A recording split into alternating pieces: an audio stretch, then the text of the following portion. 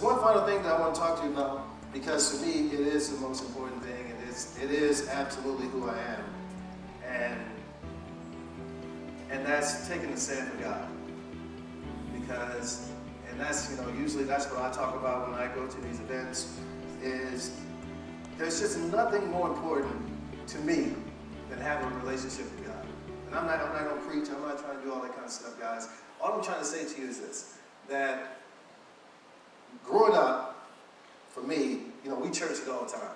I mean, church we grew up, you go Wednesday, you go Friday, you go all day Sunday. You don't see your house on Sundays. You go Sunday morning, you take a little break, you go back Sunday afternoon, you take a little break, and you go Sunday night, then you go home. That's how we did it. That's how I grew up.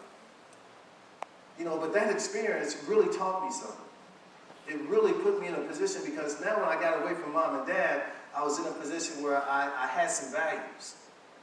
I had some character to me because of what I had learned in church. And I can tell you that, throughout my time, even when I was in high school, I had coaches who would come up to me and say, "Tim, what's the difference between you and this guy?" And we would go through the litany of, classes and family and all that kind of stuff, that list. But it would always come down to, what are they doing on Wednesday nights? And not until I started playing varsity football did I not go on Friday nights. And what are they doing on Sundays? Because to me, that was the difference. Because, it teaches you something. You learn something when you're sitting in church all the time. And I can remember, towards the end of my career, playing with the great Jerry Rice. And we had been playing together for over a season at this time. And, the season wasn't going as, actually we had been together for 2 years.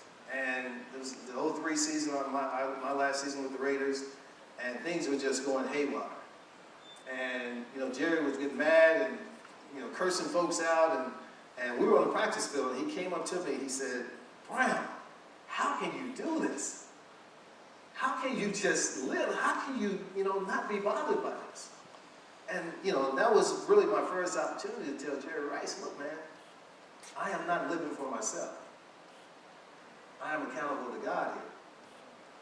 And that may not be what he wanted to hear, but that was sure an opportunity for me to get that in. And that's what your relationship with God does. It makes you accountable.